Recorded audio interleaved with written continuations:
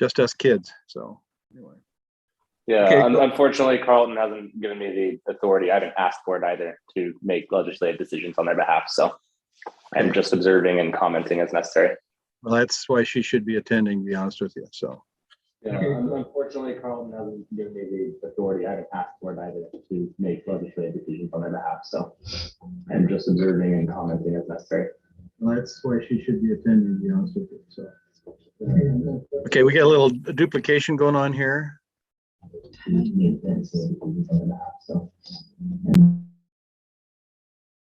John, you're muted. Maybe, I think it might have been coming back from Amy since she's running the meeting. I think I fixed it. Okay. Today is Tuesday, January 18th. I'd like to call the Yamhill Regional Water Authority Commission to order and ask Amy to take roll call. Okay, City of Carlton, Present. City of McMinnville, Here. City of Lafayette, No one's present. And on Carlton show that they're being represented by council, but council's unable to vote. So, okay, we got approval of the minutes. I guess, John, I'll approve those as presented, and we'll ratify that at the next meeting. So election of officers, we'll postpone that until the next meeting. That's probably why Preston didn't show. So let's do an update on the water right, John.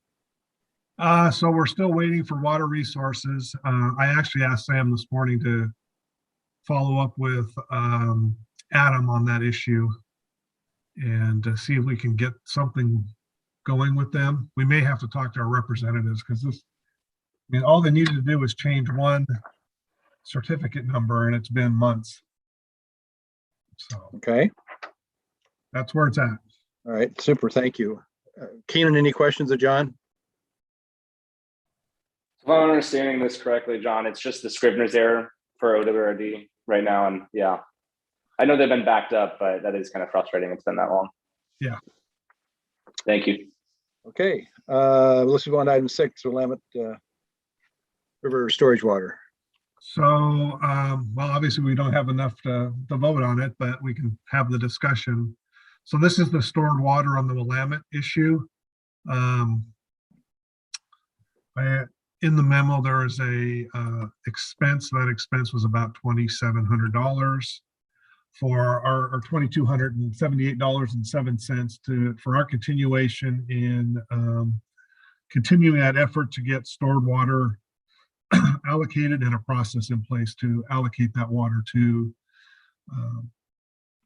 individual right holders. So this would be tied to our 2011 right, which would be Carlton, Lafayette, and McMinnville. So, but we don't have a quorum, so we can't really vote on it. So we might have to come back and have a special meeting just for that. Or for okay, I'll let you you handle that date or whatever. Yep. So. Okay, river data. James, you want to do that, or who do you want to do? No, I can quickly walk through it. For 2022, we look good so far. We met our target. So it's expected for this year, this time of year at least. Sure. Okay. So, Keenan, any questions related to any of this? Yeah. So, James, I mean, obviously, I'm not a hydrologist. I know enough about water law to be dangerous. But based off of kind of the precipitation we've got this year, and I know a lot of the river flows tied to snowpack, but are you expecting it to be a better year this summer than it was last year? Because I know we missed our target by quite a few days last year. Are you talking about for the Willamette, or are you talking about water rights in general? For the Willamette, for stream flow. No, I think the Willamette stays. I mean, John could comment on this as well. I think there's still quite a bit of way to go through the year. I mean, right now we have some waterfall, but you got to kind of see how it all plays out until the end of the year. I'd predict they're going to have issues going forward, as we have in the past. There's been in regards to McMinnville Water and Light tracking our waterfall, it's been pretty steady over the past. The data we've shown that we have here, just going through it back to 2012,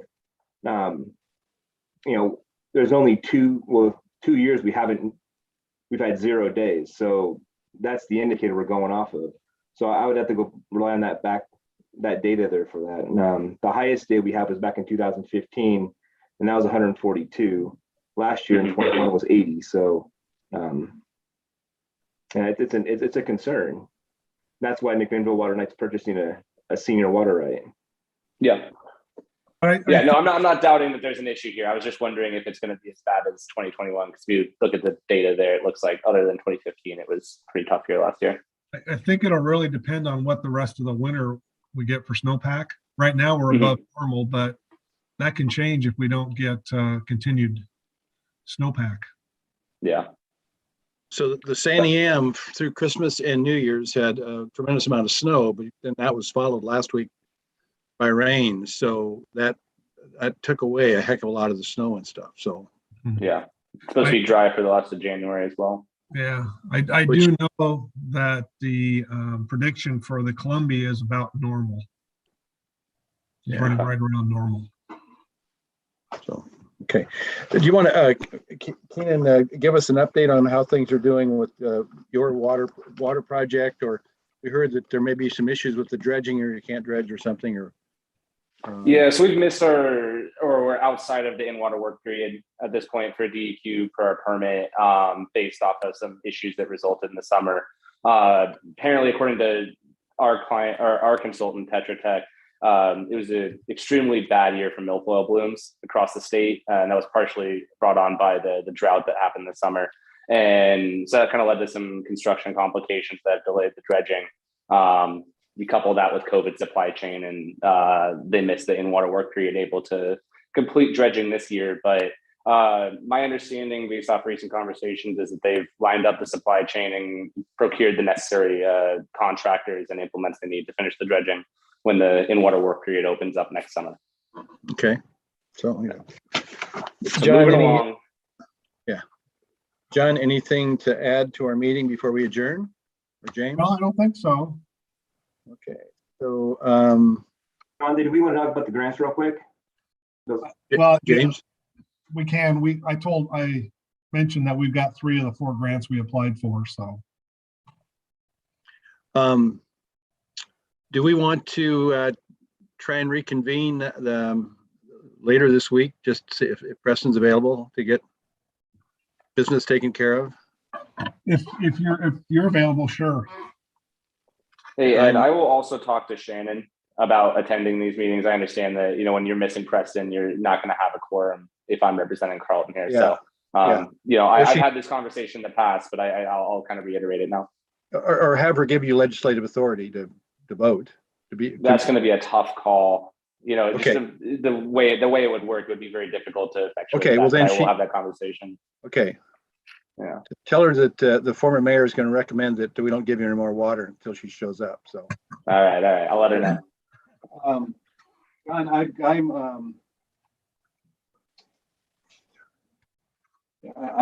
got the trust meeting tomorrow morning for a couple hours. Otherwise, I'm in the office all week. Okay. Next So week, I've got a conference to attend. So. I was thinking maybe like Thursday Okay. morning. That would work. Yeah, I got a blank on my calendar, so send me an invite and I'll get it filled in. Okay. But I yes, mean, Preston may not be available, and maybe Carlton. Shannon could be available Sure. if John, are you talking 10 a.m. this Thursday, the 20th? it could be any time in Thursday morning. It doesn't have to be 10. So It can be 8 a.m. even 7 a.m. Okay. I will So- talk to Shannon about that. okay, and then maybe Amy could send out something to the group. Yeah, Okay. because unless they're not going to be there, then we shouldn't. I mean, the only way to hold a meeting is if we have the attendees. Yeah. So. Okay. All right. With that, we're adjourned. See you guys tonight. All right. Thanks. Thursday afternoon. Okay. Thanks, Ian. Take Thanks. care. Bye. Thanks, Amy. See you, James.